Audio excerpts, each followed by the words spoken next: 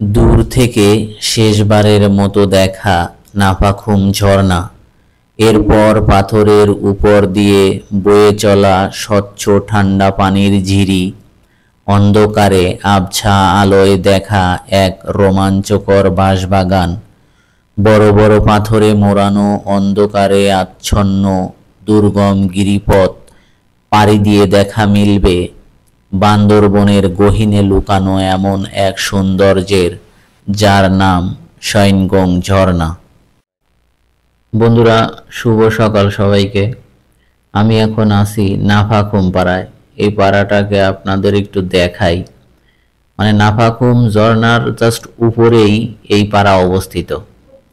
এই পাড়ার সবাই ত্রিপুরা জনগোষ্ঠীর। বিশাল পাহাড়ের বুকে নাফাখুম ঝর্ণার উপরে অল্প কয়েকটা পরিবার নিয়ে গঠিত এই পাড়া। এখানে থাকার মোটামুটি ভালো ব্যবস্থা আছে। তো নাফাখুম এসে থাকতে চাইলে এই পাড়াই থাকতে হবে, আশেপাশে আর কোনো পাড়া নাই।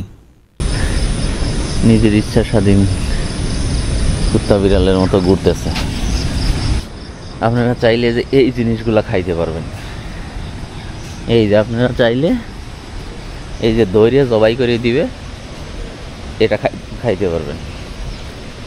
এই দেন কত সুন্দর মোরগ, একেবারে পাহাড়ি দেশি। এদিকে থাকলে তোরেই বানাইতাম আজকে। সকালে নাস্তা করতে বসলাম, জুমের চালের খিচুড়ি আর ডিম ভাজি। সত্যি বলতে গরম গরম খিচুড়ির সাথে ডিম ভাজি পাহাড়ে এটাই অমৃত লাগতেছে। বন্ধুরা, এই যে বের হইলাম সৈনগং ঝর্ণার উদ্দেশ্যে। এই যে পাড়া থেকে নামতেই একটা ছোটোখাটো কঠিন পাহাড়। এই যে লাস্টবারের মতো দেখে নিলাম সেই নাফাখুম ঝর্ণা, বাংলার নায়াগ্রা জলপ্রপাত। আরেকবার দেখুন। আর এই যে আমাদের দাদা সাথে আছে। দাদার নাম কি? থমাস ত্রিপুরা। থমাস ত্রিপুরা দাদার সাথে আছে আমাদের। যাবে একদম সৈনগং ঝর্ণা পর্যন্ত। কত সময় লাগবে দাদা? প্রায় ধরেন 3 ঘন্টা। 3 ঘন্টা সময় লাগবে। পাহাড় ট্রেকিং করতে হবে 3 ঘন্টা। পাহাড় না, হ্যাঁ, ওই জিরিপথ এবং পাহাড়। দাদা, এই যে এটা কি? এই যে এটা সবসময় তোমরা সাথে রাখো, এই যে দায়ের মতো। সচরাচর মনে করেন যারা হাঁটতে পারে না তাদেরকে মনে করেন বাঁশ কেটে দেয়। বাঁশ কেটে, হ্যাঁ। এটা আসলে হেল্পের জন্য, যে রাস্তাঘাটে অনেকেই চলতে পারে না, তাদের হেল্পের জন্য দাদা এই মানে ইটা রাখে, দাওটা। খালি দাদা না, এটা সবাই রাখে। পাহাড়ে যারা গাইড আছে তারা সবাই রাখে।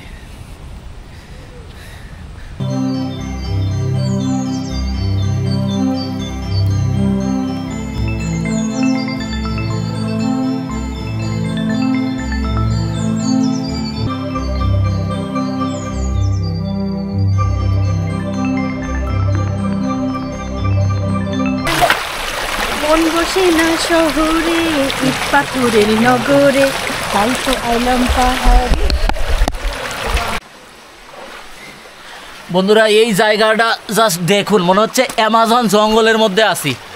এই যে বিশাল বিশাল গাছ পড়ে রয়েছে, গাছের মাঝখান দিয়ে আমি যাচ্ছি। দেখেন কি অবস্থা এটা। ও মাগো বন্ধুরা, এই যে একটু দেখেন যে এই পথ কতটা কঠিন। ওই যে নিচ থেকে উঠে আসলাম, ওই যে একদম নিচ থেকে উঠে আসলাম। এখনো এই পাহাড়ের উপর পর্যন্ত উঠতে হবে। লোকগুলা উঠতে পারতেছে না, খুব কষ্ট নিয়ে উঠতেছে। ওই যে উপরে চলে গেছে।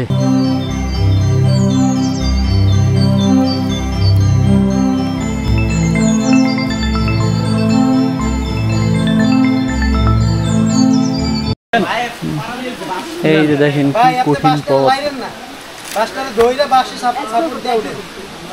যাবেন নাকি আপনি যাবেন? যান, গেলে এই পাশে আসেন। এই পাশ দিয়ে যাবেন? ঠিক আছে ভাই, আপনাকে উঠতে হবে আগে। আপনি উঠে যান। আপনি রেস্ট নেন ভাই, আমার উঠতে 2 মিনিট লাগবে। সৈনগং ঝর্ণা আর খুব বেশি দেরি নেই, হয়তো আর 30-40 মিনিট হাঁটা লাগবে। খুব কাছাকাছি চলে আসছি। আসার পথে দেখলাম এই জিরিটা, মানে এটা ফলসের মতো লাগতেছে। মানে এই ধরনের ঝর্ণাতে যাইতে জিরি পথে এই ধরনের দৃশ্য সব সময় চোখে পড়ে। এই আপনাদের একটু দেখাই, এই দেখুন কি সুন্দর।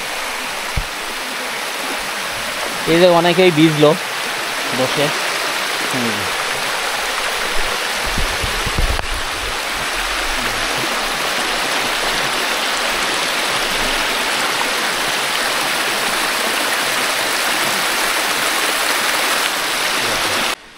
জাস্ট দেখুন, এই জিরি পথের পরেই একটা একদম জঙ্গলের ভিতর দিয়ে যাচ্ছি। একদম বাঁশের চারপাশে বাঁশ, মাঝখান দিয়ে একদম একটু রাস্তা বোঝা যাচ্ছে না রাস্তা কোনটা, একদম ওয়াইল্ড। ওয়াও, কি সুন্দর জোস।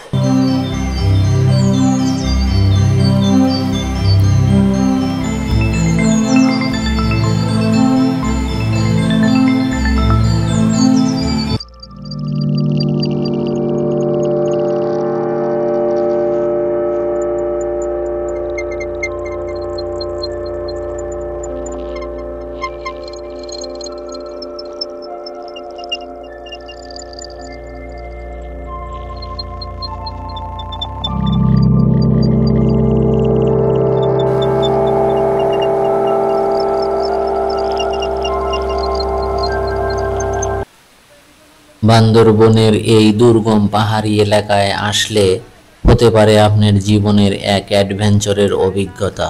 সেটা হয়তো স্মৃতির পাতায় উকি মারবে সারা জীবন।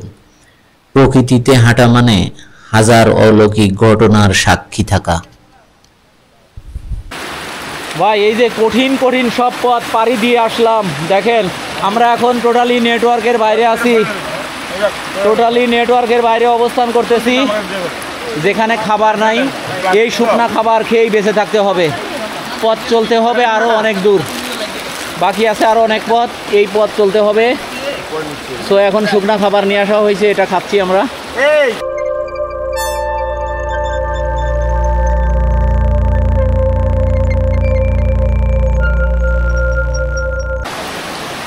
বন্ধুরা দেখুন, এই যে বান্দরবনের গহীনে একদম এই ধরনের সৌন্দর্য লুকিয়ে আছে, যেগুলো আমরা আসলে জানি না। তো এই সৌন্দর্যগুলো উপভোগ করতে হইলে এইদিকে আসতে হবে। এই ট্রেলগুলোতে আসলে দেখতে পারবেন বান্দরবনের আসল সৌন্দর্য। এই যে দেখুন,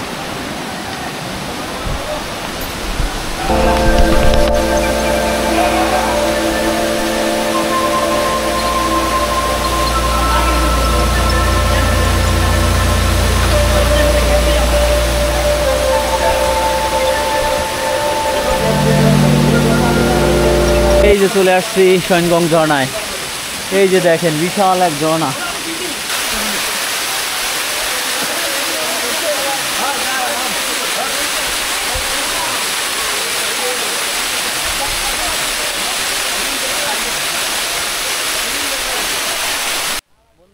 এই সাইনগং ঝর্ণার সন্ধান মিলেছে 2-3 বছর আগে। আকাশচম্বী পাহাড় এবং পাথরে বেষ্টিত থানচির গহীনে লুকানো সৌন্দর্যে মণ্ডিত রোমাঞ্চকর এক বিশাল আকৃতির ঝর্ণা, যা বাংলাদেশের মানুষের কাছে আকর্ষণের এক কেন্দ্রবিন্দুতে পরিণত করেছে। এখানে আসার পথটা অনেক কঠিন, কিন্তু প্রাকৃতিক সৌন্দর্য অন্বেষণের ক্ষুধায় যেসব ভ্রমণ পিপাসু ফিরে আসে বারবার এই বান্দরবন, কোনো কঠিন পথই তাদের আটকাতে পারবে না।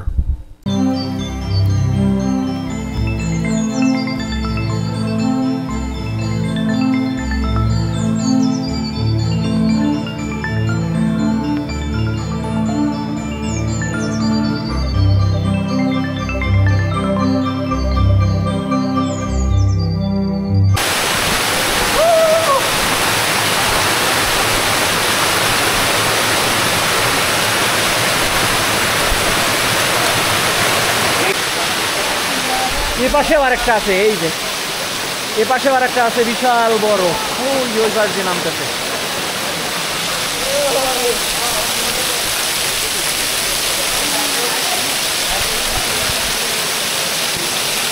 এখানে আসলে 2টা মিনিট দাঁড়ায়া ভিজলে একদম সব ধুয়ে মুছে পরিষ্কার, একদম হার্ট ক্লিন হয়ে যাবে। এত সুন্দর একটা ঝর্ণা, মানে খুবই ভালো লাগলো এখানে আসার পরে। ওই যে সবাই ভিজতেছে। বন্ধুরা, আমি এখন আপনাদেরকে নিয়ে যাব এই ঝর্ণার একদম উপরে, যেখান থেকে এই ঝর্ণার উৎপত্তি। চলুন যাই একদম এই পাহাড়ের উপরে। এই যে 3 পাশ থেকে পানি আসতেছে, এই পাশ থেকে একটা পানি আসতেছে, এই পাশ থেকে, হ্যাঁ এই দিক থেকে, এই 3 পাশ থেকে মানে জিরির পানি এসে উৎপত্তি হয়েছে শয়নগঞ্জ ঝর্ণা। বন্ধুরা আশা করি দেখতে পাচ্ছেন, বিশাল বড় একটা ঝর্ণা। কি ভয় লাগতেছে, ভয়ঙ্কর একটা জায়গা, এখান থেকে পড়ে গেলে একদম শেষ। এই ঝর্ণাটা আসলে অনেক উঁচুতে অবস্থিত। এই পাহাড়টা উঠতে আমার সময় লাগলো প্রায় 30 মিনিটের মতো। দেখেন এখান থেকে হয়তো ভালো করে দেখা যাচ্ছে না, ওই যে অনেক নিচু। এখানে এসে গোসল করবেন, গোসল করে একদম স্বচ্ছ সাদা, মানে দুধসাগর ওয়াটারফলের মতো লাগতেছে।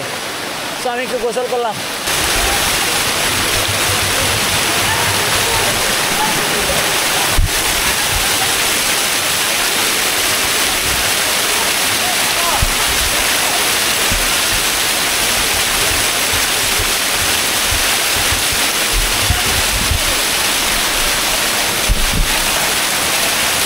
তো বন্ধুরা আসবেন এখানে, আশা করি খুবই ভালো লাগবে। তো আজকের মতো বিদায় নিচ্ছি এই শয়নগঞ্জ ঝর্ণা থেকে। আল্লাহ হাফেজ, আসসালামু আলাইকুম।